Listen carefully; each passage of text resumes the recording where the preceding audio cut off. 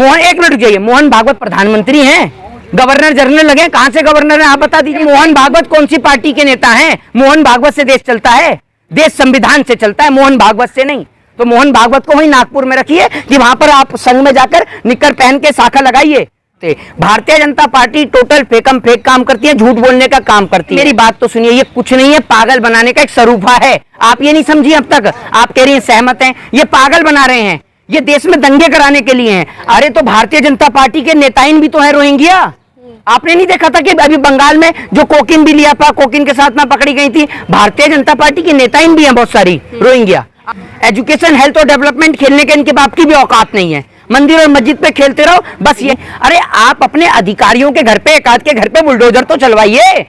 आप इनकी किसी भी बात को, किसी भी मुद्दे को सीरियस न लें। और अमित शाह जी ज्यादा ही ज्ञान बांटने का काम करते हैं, तो अमित शाह जी से जरा आप ये पूछ लीजिए कि पहले 10th पहले होती है, 12th पहले होती है। उत्तर प्रदेश के गोरखपुर के अंदर जिस तरीके से एक मस्जिद के बाहर जो है कुछ अवैध चीजों को रखा गया था, देश के अंदर दंगे भड़काने की कोशिश करी थी, ठीक उसी तरीके से हरियाणा का माहौल खराब कर रहे हैं। क्योंकि भारतीय जनता पार्टी को घूम फिर के आ जाना है एक ही मुद्दे पर, हिंदू और मुसलमान के नाम पर, सीए और एनआरसी के नाम पर। देश आप नहीं बताएंगे कि देश कैसे चलेगा और कैसे नहीं चलेगा। तो देश संविधान से चलेगा, देश संविधान से नहीं चलेगा। देश अगर देश संविधान से नहीं चलेगा, मोहन भागवत से चलेगा। तो आप इंटरव्यू मोहन भागवत से ले लीजिए। और आप महिला होते हुए जिन महिलाओं ने आपको चुन के वहां तक भेजा, आप आज तक उनके लिए आवाज नहीं उठाती हैं। ऐसी महिलाओं को तो शर्म आनी चाहिए। और वो कैसे केंद्रीय मंत्री बन गई, ऐसी महिलाओं को शर्म आनी चाहिए कि वो सदन के अंदर भी क्यों बैठी हैं। अब जैसी कोरोना थोड़ा सा लगाम दिया, मोदी जी ने अपने हेलीकॉप्टर निकाले, नए जो नए जहाज लिए हैं उनसे वो विदेशी यात्रा पे निकल गए। अगर हम राफेल भी खरीदते तो उसमें भी आप घोटाला कर देते हैं। पहली बार इस देश ने डिफेंस घोटाला देखा मोदी सरकार के राज में।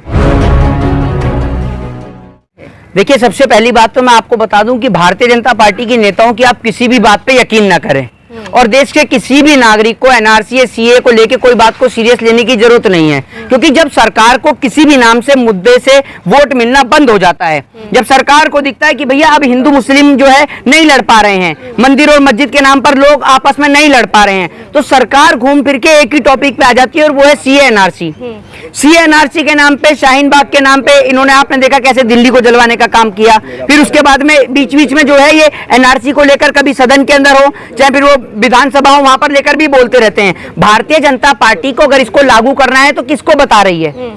अरे आप किसको बता रहे हैं ये बताइए ना। आप पिछले 5 साल से सिर्फ इसमें हिंदू और मुस्लिम को लड़ाने का काम कर रहे हैं और कुछ नहीं कर रहे हैं। और मैं आपको बता दूं कि अगर आपको लागू करना होता तो आप कब का लागू कर चुके होते। Bharatiya Janata party total फेकम fake काम करती है, झूठ बोलने का काम करती है। आप इनकी किसी भी बात को, किसी भी मुद्दे को सीरियस न लें। और अमित शाह जी ज्यादा ही ज्ञान बांटने का काम करते हैं, तो अमित शाह जी से जरा आप ये पूछ लीजिए कि पहले 10th पहले होती है, 12th पहले होती है। पहले तो उनको आप ये जाकर समझाइए, उसके बाद आप भारतीय जनता पार्टी नेताओं से पूछिएगा कि सीए क्या होता है, एनआरसी क्या होता है। आप एक बात मुझे बताइए, 1947 में जब यह देश आजाद हुआ, जो इस हिंदुस्तान को छोड़कर चला गया उसका इस देश पे कोई अधिकार नहीं बनता है, कोई हक नहीं बनता। लेकिन जो व्यक्ति सदियों से इस देश में रह रहा है, देश की आजादी के बाद से इस देश में रह रहा है, इस देश के अंदर हर एक पर्व मना रहा है, इस देश के अंदर हर एक उत्सव मना रहा है, इस देश की खुशहाली से लेकर, इस देश के अंदर सरहद से लेकर हर तरह के तनाव को वो देखता आ रहा है, तो आप उस व्यक्ति को कैसे कह सकते हैं कि वो हिंदुस्तान में रहेगा या नहीं रहेगा?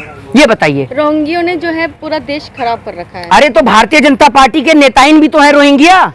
आपने नहीं देखा था कि अभी बंगाल में जो कोकिन भी लिया था, कोकिन के साथ में पकड़ी गई थी, भारतीय जनता पार्टी की नेताइन भी हैं बहुत सारी रोहिंग्या। आप जाकर देखिए। तो जो भारतीय जनता पार्टी के जो नेता हैं वो नहीं है रोहिंग्या। अगर बीजेपी में कोई आ जाए तो वो रोहिंग्या नहीं है, है? और अगर कोई बीजेपी को वोट ना दे और बीजेपी से अलग रहे, बीजेपी की विचारधारा से अलग चले, देश को जोड़ने की बात करे, तो वो रोहिंग्या है। ये किस तरीके का इंसाफ है? आप मुझे सवाल का जवाब दीजिए। मैं आपको एक बात बता दूं कि आतंकवादी का कोई भी धर्म, कोई भी जाति और कोई भी मजहब नहीं होता है। आतंकवादी किसी धर्म का नहीं होता, ना तो आतंकवादी हिंदू है ना आतंकवादी मुसलमान है। आतंकवादी का कोई धर्म, कोई जाति, कोई मजहब नहीं है। ये तो भारतीय जनता पार्टी के नेता हैं जो इतने, आप ये समझ लीजिए, इतने पढ़े लिखे हैं, इतने ही ज्यादा दिमागदार हैं कि ये कपड़ों से भी लोगों को पहचान लेते हैं। दूसरी बात ये कि आपने देखा होगा कि उत्तर प्रदेश के गोरखपुर के अंदर जिस तरीके से एक मस्जिद के बाहर जो है कुछ अवैध चीजों को रखा गया था, देश के अंदर दंगे भड़काने की कोशिश करी थी, ठीक उसी तरीके से हरियाणा का माहौल खराब कर रहे हैं। क्योंकि आप ये देखिए कि बीते समय में कई जगह पर चुनाव है। गुजरात का चुनाव एक अहम चुनाव है, हिमाचल का चुनाव है, इसके अलावा कश्मीर का चुनाव है, फिर अगले साल आप देख रहे हैं कि मध्य प्रदेश का भी चुनाव है, बहुत सारी जगहों पर चुनाव है। और भारतीय जनता पार्टी शुरू से लेकर आखिरी तक आज तक कभी भी वो एजुकेशन, हेल्थ और डेवलपमेंट पे बात ही नहीं करती है। आप देख रहे हैं कि उत्तर प्रदेश के अंदर शासन प्रणाली कितनी बुरी तरीके से खराब है, देश की आर्थिक स्थिति खराब है, लेकिन भारतीय जनता पार्टी उसको लेकर बात नहीं करेगी। भारतीय जनता पार्टी को घूम फिर के आ जाना है एक ही मुद्दे पर, हिंदू और मुसलमान के नाम पर, सीए और एनआरसी के नाम पर। आप एक बात मुझे बताइए कि सीए एनआरसी को लेकर पहले देश की राजधानी दिल्ली को जलवा दिया, तब इन्होंने सीए एनआरसी लागू नहीं करी। और मैं आपको एक बात बता दूं कि इस देश के अंदर बहुत ही कम लोग ऐसे होंगे और जिनके पास में, आप ये खुद ही देख, आपको मैं पत्रकारों को लेकर भी खुद बोल रहा हूं कि जब आपके दादा के दादा थे, आप थोड़ा सा पीछे चले जाएंगे तो आप खुद देखेंगे कि जब आपके दादाजी की डेथ होती थी तो आपको शमशान भूमि से डेथ सर्टिफिकेट भी नहीं मिला करता था। ये तो अभी कुछ समय से ही स्टार्ट हुआ है, कुछ या फिर कह लीजिए कि कुछ ही सालों से स्टार्ट हुआ है कि जो शमशान भूमि पर डेथ सर्टिफिकेट मिलने लगा है। तो लोग कैसे प्रमाण करेंगे कि भाई मैं इस देश का नागरिक हूं या नहीं हूं? सबसे बड़ा जी, यूपी में बीजेपी जो है ज्ञानवापी मंदिर पे, सॉरी मस्जिद पे जो है निशाना लगा रही है। भारतीय जनता पार्टी जो है वो मंदिर और मस्जिद ही खेलेगी। एजुकेशन, हेल्थ और डेवलपमेंट खेलने के इनके बाप की भी औकात नहीं है। मंदिर और मस्जिद पे खेलते रहो, बस यही है इनका काम। अरे आप एक बात मुझे बताइए, क्या हिंदुस्तान पूरे विश्व का एकमात्र मुल्क है? भारत देश के अलावा और भी इतने सारे मुल्क हैं जहां कहीं भी सुनने को नहीं मिलता। एक देश है इंडोनेशिया जिसकी राजधानी है जकार्ता, वहां पर मात्र 3% हिंदू हैं, 3%, बल्कि इससे कम ही हो सकते हैं, ज्यादा नहीं हो सकते हैं। 3% हिंदू हैं वहां पर। वहां से आज तक कभी सुनाई नहीं दिया कि वहां हिंदू खतरे में है, जबकि खतरे में तो हिंदू वहां पर आना चाहिए जहां 3% हिंदू है। लेकिन जहां पर हिंदू इतना ज्यादा है वहां की सरकार कहती है कि हिंदू ही खतरे में है। तो भैया आप एक बात मुझे बताइए, सरकार पे मुद्दे नहीं है। कभी आपने अमेरिका को उठाते हुए देखा है कि अमेरिका में चर्च तोड़ी जाएंगी? बताइए आप मुझे, कभी आपने जर्मनी में देखा हो कि भाई यहाँ पर तोड़ा जाए? नहीं है, लेकिन क्या कांग्रेस महंगाई बेरोजगारी को लेकर सड़कों पे निकली है? अरे आप तो जो है, मैं आपको एक बता दूं, आप तो घूम फिर के विपक्ष पे आ जाते हैं। आप विपक्ष की ये तो देखिए, विपक्ष की मजबूरी देखिए कि विपक्ष का जो नेता आवाज उठाए उसके लिए जेल के दरवाजे खोल रखे हैं सरकार ने। चाहे फिर वो मायावती हो, चाहे फिर वो अखिलेश यादव हो, चाहे राहुल गांधी हो, चाहे प्रियंका गांधी हो, चाहे सोनिया गांधी हो, कोई भी हो विपक्ष में, चाहे अरविंद केजरीवाल हो, कोई भी व्यक्ति हो। अब आप एक बात जी, की घटना में वृंदा करार जो वामपंथियों का यहाँ पे एक सीट भी नहीं है, वो बुलडोजर के सामने खड़ी हो जाती है, वहीं कांग्रेस वहां नजर आती है। देखिए ये बात आप कांग्रेस के लीडर्स से पूछिए, ठीक है ना? यहाँ पर मैं किसी पार्टी को रिप्रेजेंट नहीं कर रहा हूँ। मेरी बात है मोहित जी, अभी एक सुरंग पाई गई है काफी चौड़ी लंबी, उस पर क्या कहना चाहेंगे? सुरंग पाई गई है, काफी लंबी है ना वो, चीन के रास्ते में। मोहित जी, योगी जी नवरात्रों में बहन बेटियों के, कन्याओं के पैर धोते हैं, पूजते हैं उनको, लेकिन महिला सुरक्षित नहीं है थानों में। महिला की सुरक्षा कैसे होगी अब? आप एक बात देखिए, आपने एक फिल्म देखी होगी, एक फिल्म के अंदर जिस तरीके से आपने उस फिल्म में देखा होगा कि नेताजी जो है वो चुनाव के वक्त पे घर पे आते हैं, दलितों की थाली में खाना भी खाते हैं, लेकिन खाना बाहर से मंगाते हैं, प्लेट भी बाहर से मंगाते हैं। तो बोलते हैं कि आप आ गए दोबारा से अब दलितों के घर पे खाना खाने के लिए, हैं? अब आपको चुनाव आ गया, वोट की याद आ गई तो आप लोग आ गए। तो वही काम योगी जी कर रहे हैं। योगी जी के राज में तो पहले भी बहन बेटियां सुरक्षित नहीं थी, बस योगी जी तो इतना कह देते हैं कि इन पर सख्त कार्रवाई की जाएगी। अरे आप अपने अधिकारियों के घर पे, एक आध के घर पे बुलडोजर तो चलवाइए। अधिकारियों को, नेता जो ये नाटक ना करता हो जी, गरीबों के घर पे खाने का, जी, आपकी नजर में कोई ऐसा नेता जो ये नाटक ना करता हो? देखिए मैं आपको एक बात बता दूं, पत्रकार का तो सबसे बड़ा रोना ही यही है कि अगर दूसरा ये करेगा तो मैं भी यही करूंगा। तो आप सरकार में परिवर्तन क्यों लाते हैं? अगर लोगों ने कांग्रेस को बदल के बीजेपी को लाए तो क्या ये गिनाने के लिए लेके आए कि कांग्रेस ने क्या किया? ये बताइए ना आप मुझे। लोगों ने बदलाव किया, परिवर्तन किया, सिर्फ इसीलिए किया कि दूसरी सरकार आएगी तो अच्छा करेगी, बेहतर करेगी। अब आप आज भी उसी का रोना रोते रहे तो आपसे बड़ा मूर्ख कोई नहीं है। और आपको तो पत्रकार होते हुए, पत्रकार होने के लिए आप आवाज नहीं उठाते। आपने एक सवाल ये नहीं पूछा अब तक, अभी आप ये तो पूछ रहे हैं भाजपा के प्रवक्ता बनकर कि भैया कांग्रेस क्या कर रही है, या विपक्ष क्या कर रहा है, आम आदमी पार्टी क्या कर रही है। लेकिन आपने एक बार भी ये नहीं पूछा कि आप ही के भाजपा के प्रधानमंत्री नरेंद्र मोदी जी के राज में मीडिया को अंदर नहीं घुसने दिया जाता। आप ही के भाजपा के राज में मध्य प्रदेश के अंदर मीडिया के प्रवक्ताओं से, मीडिया के जो तमाम रिपोर्टर्स हैं उनके साथ बदतमीजी की जाती है, उनको निर्वस्त्र किया जाता है। आपने कभी ये नहीं पूछा कि गौरी लंकेश की इस देश में हत्या होती है, उनको लेकर आज तक जांच नहीं हुई, क्यों नहीं हुई? ललितपुर की घटना पे क्या कहना चाहिए? तालकटोरा स्टेडियम में ना सारे लोग मिलकर हिंदू राष्ट्र की कह रहे हैं कि 3 साल में हिंदू राष्ट्र बनेंगे। शंकराचार्य भी मौजूद है और कई 10 लगभग केंद्रीय मंत्री भी वहाँ पर मौजूद है। तो आप एक बात मुझे बताइए कि सब कुछ आपका है, 10 साल क्या, 10 साल नहीं, आप एक बात मुझे बताइए, 3 साल क्या, आपको 8 साल दे दिया, आपने क्यों नहीं करते हैं? ये बताइए ना आप मुझे। क्यों नहीं यानी करते कि आप? हिंदू राष्ट्र से सहमत अरे हैं? मेरी बात तो सुनिए, ये कुछ नहीं है, पागल बनाने का एक सरूफा है। आप ये नहीं समझी अब तक। आप कह रही हैं सहमत हैं, ये पागल बना रहे हैं, ये देश में दंगे कराने के लिए हैं। अब आप एक बात मुझे बताइए, जिस आदमी को काम करना होता है ना, वो चुपचाप काम कर देता है।